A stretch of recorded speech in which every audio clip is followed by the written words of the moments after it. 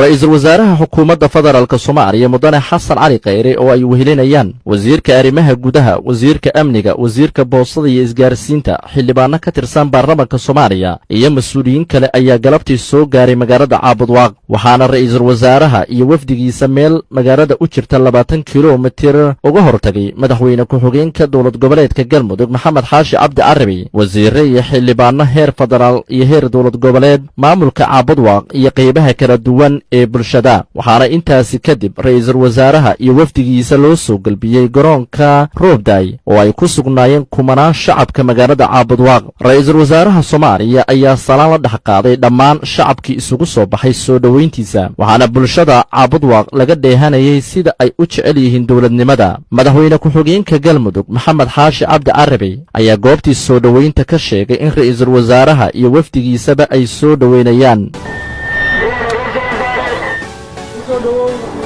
Caabudwaaq waxaa ku nool dadkaagii waxaa ku nool bulshadaadii waa bulsho aad kuu tabaysa waa bulsho aad kuugu baanay runtii ilaa iyo muddo ku sugaysay intii aad deegaanada Galmudug soo gaartay oo dhan iyo maalinkii lagu doortay intaasoo dhan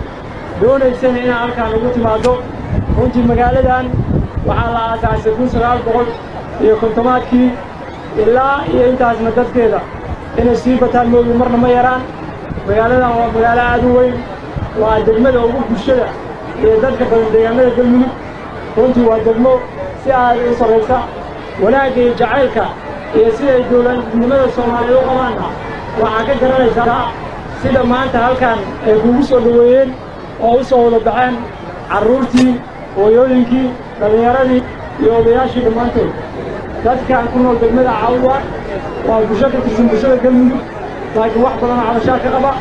kollayba ayaga hadda uu kula wadaagi doono insha Allah mudane ra'iisul wasaare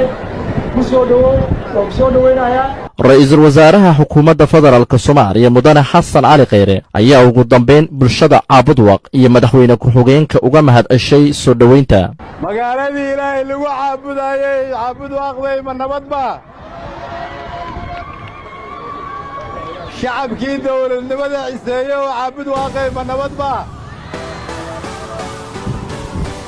marta culus baan sidaayay Caabudwaaq ma nabadba dhulkii geela cascasaayo Caabudwaaq ma nabadba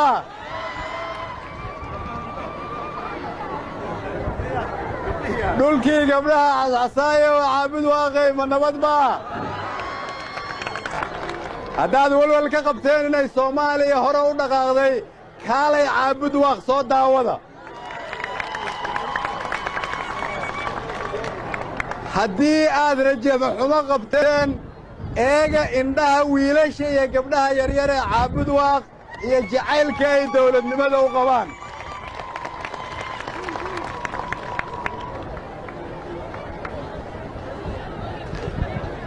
waxaan rabaa inaan idin mahad celiyo intaas ka sokow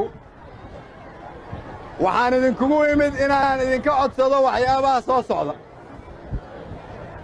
waxaan idinkugu imid inaan idinka codsado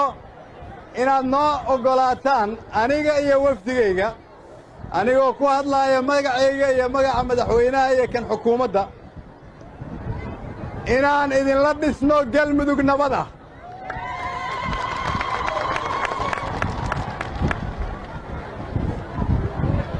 inaan idinla dhisno Galmudug laga daaweeyey khilaafkii ragaadiyey socdaalkan ra'iisul wasaaraha Soomaaliya Xasan Cali Qeyre uu ku yimid magaalada Caabudwaaq ayaa ah kii ugu horeeyay tan iyo intii loo doortay xilka waxaana caawa lagu wadaa ra'iisul wasaaraha in uu kulamo gooni la qaato bulshada Caabudwaaq